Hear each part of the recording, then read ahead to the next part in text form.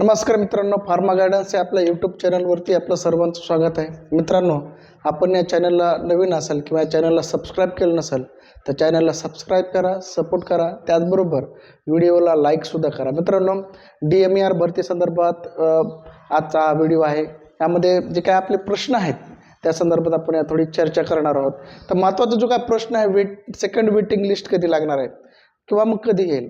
आता मित्रांनो, जे काय DMER भरती आहे सर्वात अगोदर सुरू झाली आणि त्याची जी काय प्रक्रिया आहे अत्यंत स्लो आणि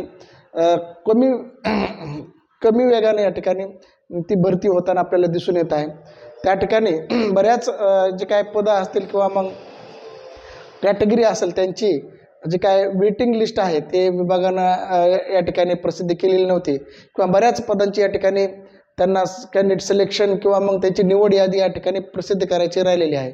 दुसरा आणखी एक प्रश्न त्यामध्ये आहे की जे विद्यार्थी किंवा जे विद्यार्थी इतर विभागामध्ये जॉईन झालेले आहेत, म्हणजे DMERमध्ये त्यांना या ठिकाणी DMERमध्ये त्यांना जॉईनिंग मिळाली होती, परंतु त्यांनी या ठिकाणी रिझाईन देऊन इतर विभागामध्ये जॉईन झाले. त्यांच्या ज्या काही जागा रिक्त राहतील त्या रिक्त जागा आणि जे समांतर आरक्षणामधील कॅन्डिडेट उपलब्ध नव्हते, जसं की अंशकालीन, माजी सैनिक, अपंग यांच्या ज्या रिक्त जागा कन्वर्ट होऊन टोटल अशा जागा ज्या रिक्त होतील त्यांची विभागानं वेटिंग किंवा मग सिलेक्शन लिस्ट किंवा डॉक्युमेंट व्हेरिफिकेशन करून त्यांची सिलेक्शन लिस्ट किंवा वेटिंग लिस्ट लावावी अशी पण विद्यार्थ्याकडून मागणी होते आहे. विद्यार्थी सतत विभागाला मेल करतायत, निवेदन देत आहेत, तरी पण विभागावर या ठिकाणी परिणाम किंवा मग त्यांच्या मागणीचा पॉझिटिव्हली विचार केलेला दिसून येत नाही. तर जे काय सध्या 15 मार्चपर्यंत जे काय लोकसभा निवडणुकीचे जे काय आचारसंहिता लागण्याची शक्यता आहे, त्या अगोदर ह्या गोष्टी नाही झाल्या तर जवळपास 2-3 महिने विद्यार्थ्यांना या ठिकाणी वेट करण्याची शक्यता आहे. कारण की आचारसंहितामध्ये जर कामकाज नाही झालं तर या ठिकाणी विद्यार्थी या ठिकाणी 3 महिनेपर्यंत त्यांना वेट करावं लागणार आहे. आणि त्यानंतर जे काय त्यांची जी आशा आहे या ठिकाणी क्लिअर त्यांचे संभ्रमातच राहतील की आपला नंबर लागेल का नाही आहे.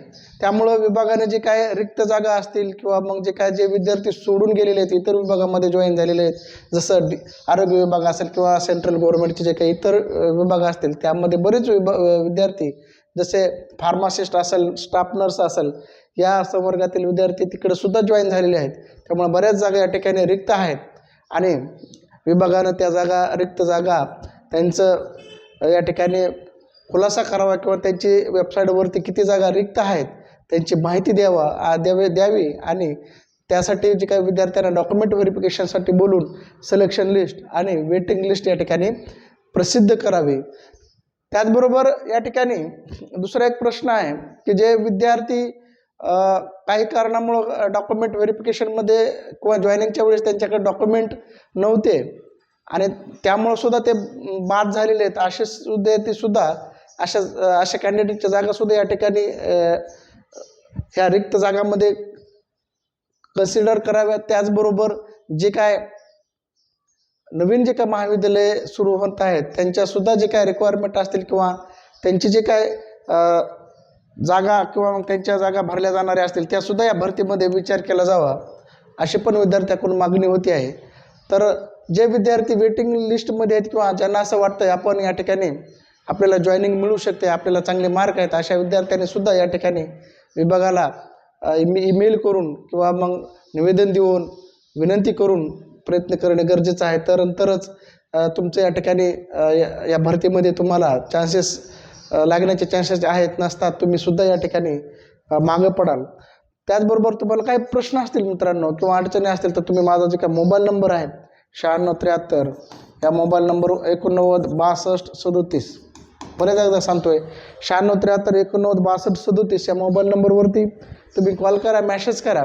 त्याचबरोबर तुमचे जे काय प्रश्न असतील ते पण किंवा तुमच्याकडे जे काय ॲडिशनल माहिती असेल DMER भरती संबंधित ते पण तुम्ही मला शेअर करू शकता. आपण पुढच्या व्हिडिओमध्ये त्याचा समावेश करूयात. या ठिकाणी आपण थांबूयात. जय हिंद, जय महाराष्ट्र.